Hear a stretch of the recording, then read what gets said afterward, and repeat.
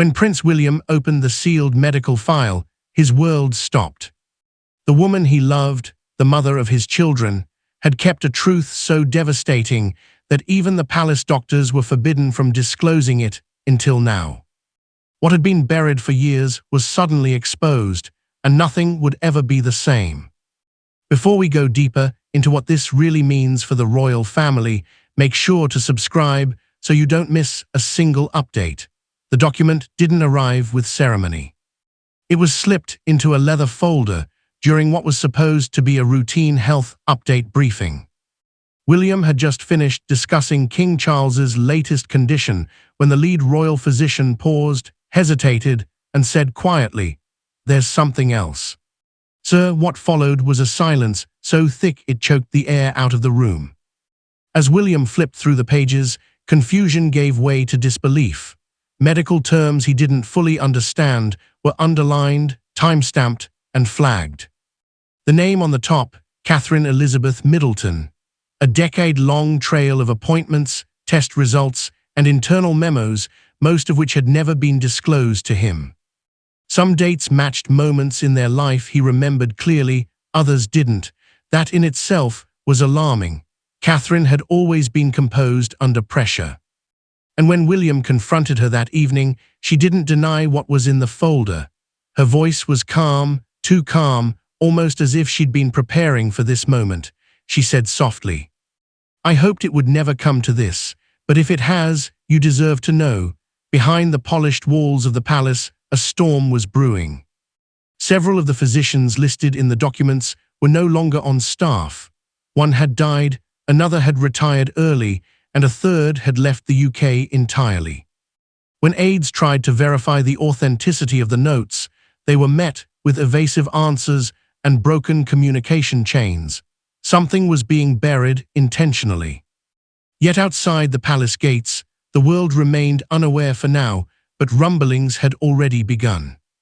A well-placed journalist hinted in a morning column about a classified royal health scare that could redefine succession norms. That was all it took to set the wheels spinning. Speculation erupted across social media. Was it Charles? Was it William? Or was it Katherine? But within the palace walls, the whispers were far more specific. A genetic revelation.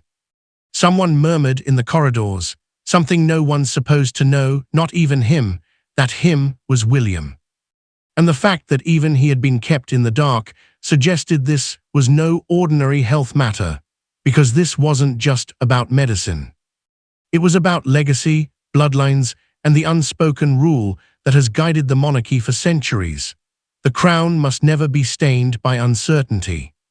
But what was so shocking in these records that it left the future king questioning everything he believed about his family.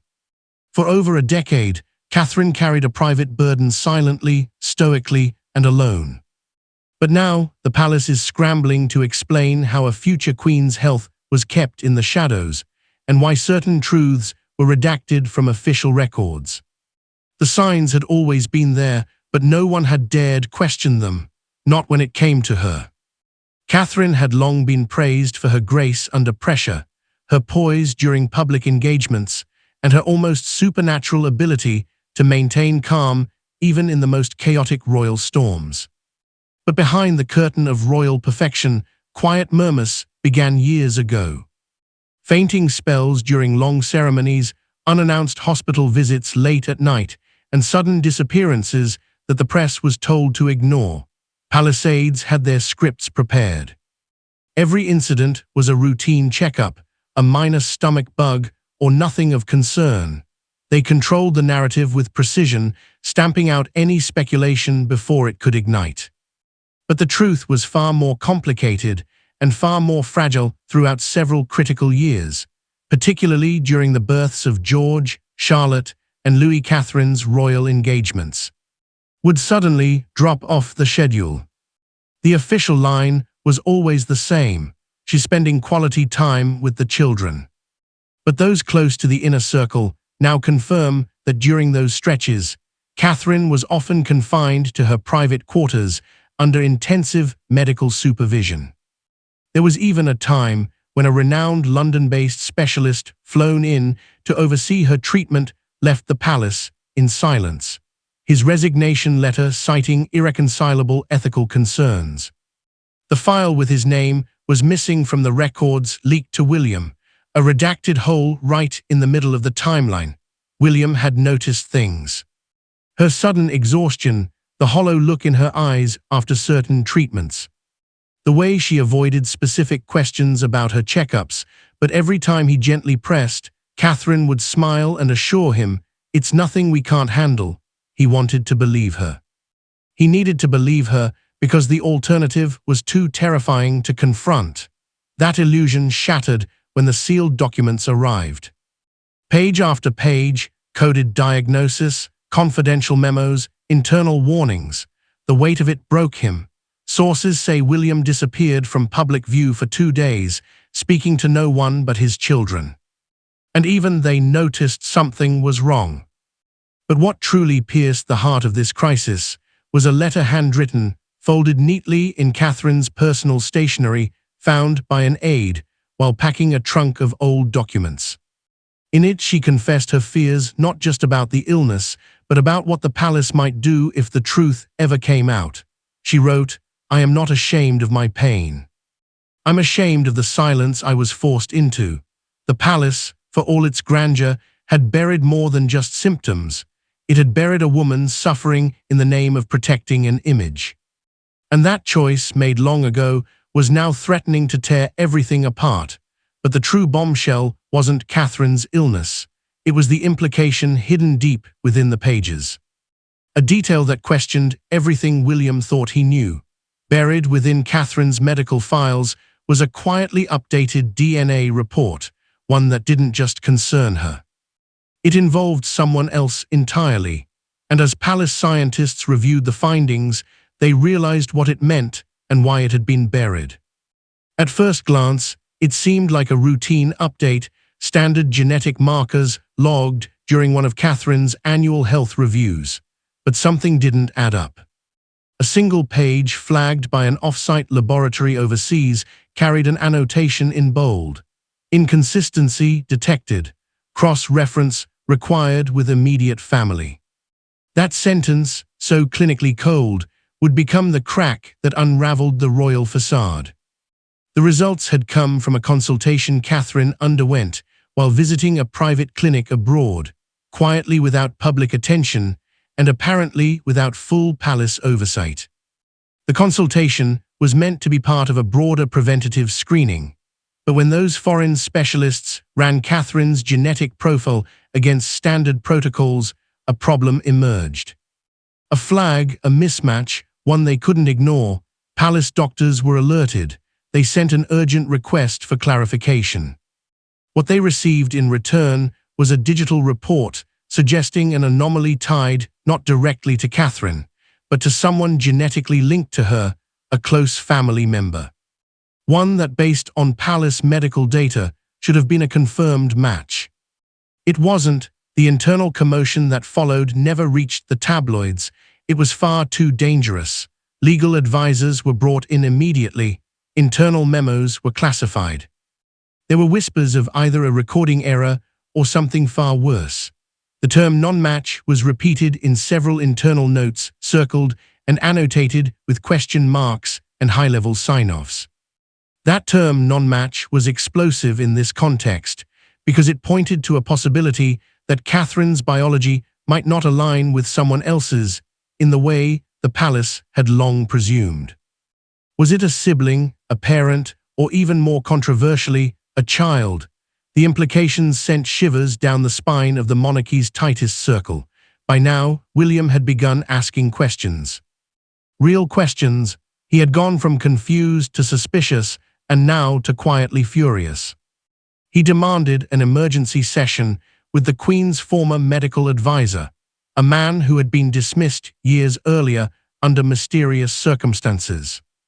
That advisor, once loyal to Queen Elizabeth, reportedly told William that he had flagged an inconsistency over a decade ago, but had been warned not to pursue it further. The words "it was handled" were used, but by whom?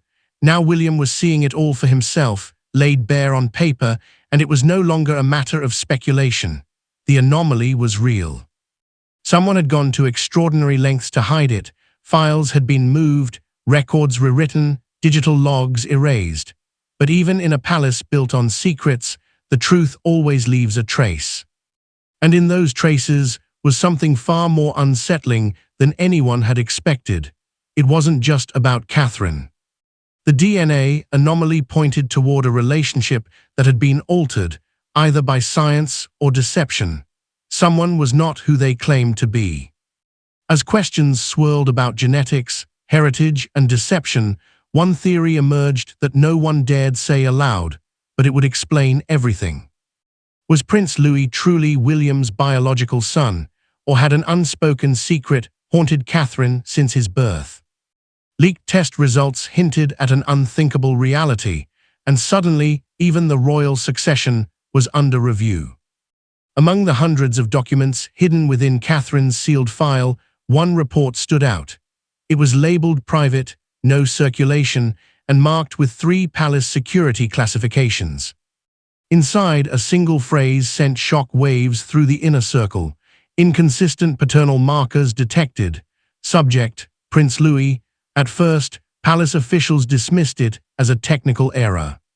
But a deeper forensic analysis, commissioned years ago and suppressed ever since, confirmed the results. The inconsistencies weren't just present, they were unmistakable. This revelation cast a haunting light on Katherine's condition in the months following Louis's birth. While the world celebrated another royal heir, she disappeared from the public eye, citing exhaustion and postnatal recovery. But palace insiders now suggest those months were marked by something more profound, an emotional breakdown so intense it led to complete isolation. Katherine, once composed and beautiful, reportedly refused to see anyone outside her medical team. At the time, it was framed as self-care, but now those lost months take on a far darker tone. Behind closed doors, royal aides have quietly confirmed what had long been suspected, but never proven. A paternity test was conducted just weeks after Louis was born. Not ordered by William, not sanctioned by the family, but by a senior advisor operating under direct orders from the legal team. The results were locked away in a vault. Until now, legal attempts to bury the truth began almost immediately. Birth records, medical entries, and genetic confirmations were quietly sealed under special royal security provisions. Even internal access required written clearance. One aide who tried to request access was abruptly transferred. Another resigned, and no one asked questions. When William was finally presented with the findings, his response was reportedly restrained but chilling. "I need time, I need truth." According to a palace source, he read the full report twice in silence. He didn't speak for hours. He walked the grounds of Windsor alone, fists clenched, lips trembling, and when he returned, he didn't confront Katherine. He simply asked her, "Why didn't you tell me?" Her reply remains known only to the two of them. Amid the chaos, a new voice entered the fray. Queen Camilla, in a private conversation overheard by a staff member, reportedly remarked, "Some bloodlines aren't as blue as we thought," whether it was a cruel jab or a grim acknowledgement. Her words quickly spread among palace whisperers. Some claim Charles reprimanded her, others say he remained silent, but the implications didn't stop at Louis. They pointed to a cover-up far more orchestrated, and someone inside the palace wanted it silenced. Why did palace doctors redact key files? Who authorized the blackout of Katherine's full medical history? As the paper trail surfaced, so did the name of a royal official who had everything to lose and everything to hide. What began as whispers turned into a coordinated investigation behind closed doors. William, now too deep into the storm to turn back, demanded access to internal medical archives. What he found wasn't clarity, it was obstruction. Dates didn't match. Doctors' signatures were missing, and key assessments, particularly those tied to the days after Prince Louis's birth, were either blank or blacked out entirely, redacted page after page. As if Katherine had ceased to exist during the most critical windows of her health crisis. A secret directive had been issued, and with it, the true face of royal damage control came to light. The palace's protocol team, typically tasked with managing public appearances and ceremonial conduct, was implicated in an entirely different kind of operation. The alteration of internal medical records.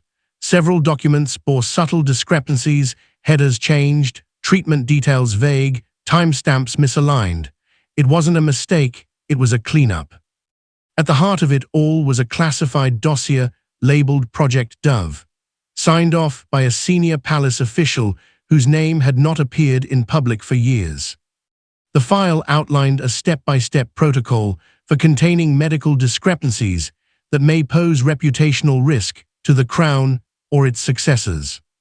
Within it were guidelines for silencing internal leaks, rerouting media inquiries, and most damning of all, managing private threats against any external physicians involved. One of those physicians, a respected specialist from Geneva, had been approached privately just after Louis' birth. After submitting her findings to palace officials, she resigned abruptly and returned to Switzerland. Not long after, rumors began circulating of a blackmail attempt. An unnamed figure had reportedly offered her a choice: redact her report or face professional ruin. She chose silence. When William confronted one of his longtime advisors, a man who had served both his grandmother and father, the exchange was brief but seismic. "You were supposed to protect her," William reportedly said. The response: "I was protecting the future of the monarchy." That single sentence marked a fracture in trust that would not heal.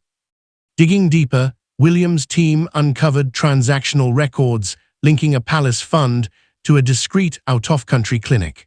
A 6F figura transfer had been labeled consultation honorarium. Yet no consultation had been officially recorded. The clinic, based in the Caribbean, was known for its off-the-books fertility treatments and its ironclad confidentiality. The pieces were fitting together, but what they revealed was a machine built not for healing, but for hiding. The scale of the operation was staggering. This wasn't a momentary lapse in ethics. It was a decades-long strategy designed to preserve image at all costs, even if it meant sacrificing truth, transparency, and the very people the institution claimed to protect. The more William uncovered, the clearer it became. This wasn't just about Katherine. Someone had orchestrated a decades-long web of secrecy, and the next revelation would prove it. In a hidden journal kept under lock and key, Katherine poured out her truth. Every word was a plea for understanding, for protection, for the love she feared would shatter once the truth was known. William wasn't meant to read it, but now he had. The journal wasn't found by accident.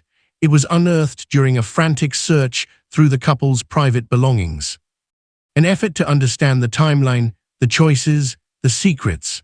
A royal aide, sorting through Katherine's personal items stored in an archival trunk, stumbled upon the small leather-bound book. No title, no crest, just worn edges and a golden clasp. The pages inside were filled with delicate handwriting that spoke louder than any public statement ever could. The entries dated back to her first pregnancy. Joy, anxiety, wonder, but as the pages turned toward the time leading up to Louis' birth, the tone shifted. The excitement was still there, but it was laced with doubt, guilt, fear. Katherine wrote about a decision made under pressure and a procedure I agreed to without being told the full implications. She didn't name names, but the context was chillingly clear. One passage stood out, circled in faint blue ink. "If something's wrong, if Louis isn't his, it will break everything. But I swear I never betrayed him, not in the way they'll think." She described a medical consultation months before Louis' conception, a conversation about fertility assistance, a quiet recommendation by a royal-affiliated physician, a procedure involving stored genetic material, and an anonymous safeguard in case William's DNA couldn't be used during a time of political sensitivity. The wording was cautious, but the implication was unmistakable. Catherine's greatest fear wasn't illness, it wasn't scandal, it was William walking away. Again and again, she returned to the same thought. He must never think I lied. I only followed their advice. I thought I was protecting our future. These weren't the words of a woman plotting deception. They were the cries of someone trapped in a system that treated truth as a threat. She had chosen silence not to deceive, but to preserve what little control she had left. But perhaps the most heart-wrenching line came near the end of the journal. If he ever reads this, it means the world is already on fire. But even if everything crumbles, I need him to know I loved him more than I loved my place in this family. A bad guy. When William finally read the final entry, he reportedly wept. Not the silent tears of grief, but the kind that break from years of holding back, from trying to be strong, while everything you believed begins to collapse. Staff found him alone in the private library for hours, the journal open on his lap, his head bowed. That moment became a turning point. No longer was this about protocols, succession, or scandal. It was about two people bound by love and devastated by the choices they were forced to make. But as William struggled with Catherine's emotional burden, the public was about to be stunned by the palace's next move, one that defied centuries of royal tradition.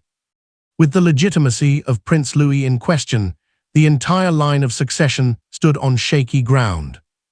Constitutional advisors were summoned, legal experts were briefed, and behind closed doors, King Charles faced a decision that could fracture the monarchy itself. The British monarchy has long rested on a single unshakable foundation: bloodline, inherited lineage, undisputed heritage. It is the very pillar upon which titles, privileges, and power are passed down. But with a single DNA irregularity, that foundation had begun to tremble. If Prince Louis could not be confirmed as William's biological heir, then the rules of succession, written in ink and enforced by centuries, would be under siege. King Charles was thrust into a maelstrom of constitutional crisis. Advisors warned him that silence could no longer be an option. The public, though still unaware of the full scope, had started to ask questions. Leaks were escalating. Insiders whispered of legitimacy concerns and lineal uncertainty. Even Parliament began to murmur behind closed doors, quietly preparing for the unthinkable, the review of a sitting monarch's heir. The pressure to issue a public clarification mounted by the hour. Senior ministers urged the king to get ahead of the narrative, to make a statement reaffirming Louis' position, or at least acknowledging the palace's internal review. But Charles hesitated, not out of apathy, but out of fear. He understood the weight of this moment. One misstep, and the monarchy wouldn't just face scandal, it would face a crisis of purpose. In the shadows, contingency plans emerged. One anonymous source buried deep within the royal legal advisory team revealed that a provisional heir plan had been drafted. The document, never meant for public view, outlined a scenario where Louis would quietly step aside from direct succession and Charlotte would be advanced. It was presented not as a punishment, but as a safeguard for the crown, not the child. But William refused. He rejected every attempt to sideline his son. He was unwavering, stating privately, "Louis is mine regardless of what those pages say. He is my son in every way that matters." And yet, even as his voice carried conviction, his inner circle feared the storm was only beginning. Advisors cautioned him against delay, warning that indecision could be interpreted as doubt, and doubt was poison to a monarchy.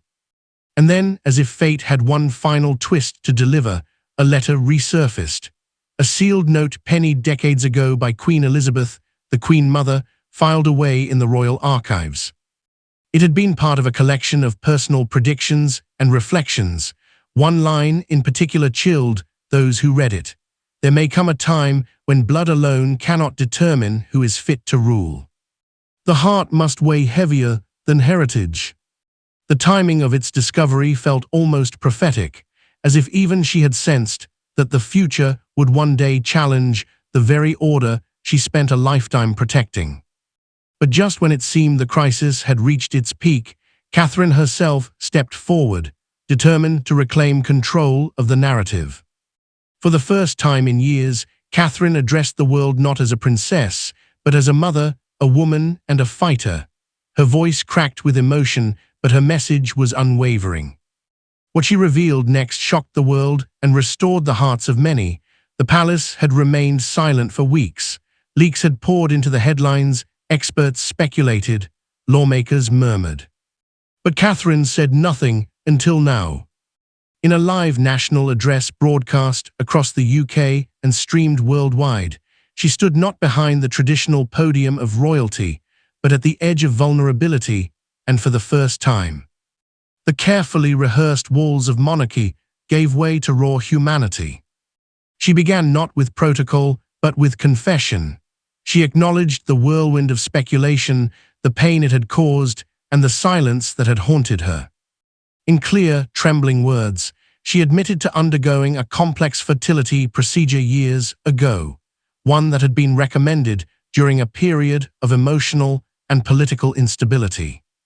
She said plainly, "I trusted the doctors, I trusted the advice, and I did what I believed was best to preserve our family, and our hope is not a sea will destroy." Katherine did not shy away from the confusion surrounding Prince Louis. She didn't deny the anomaly, but she refused to allow that anomaly to become a weapon. "Louis is my son, he is William's son. Not just by birth, but by every heartbeat, every sleepless night, every moment of love we've given him."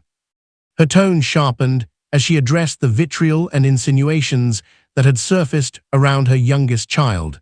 She called them cruel distractions from what truly matters. Then came the words no one expected, but everyone needed. "We are not perfect.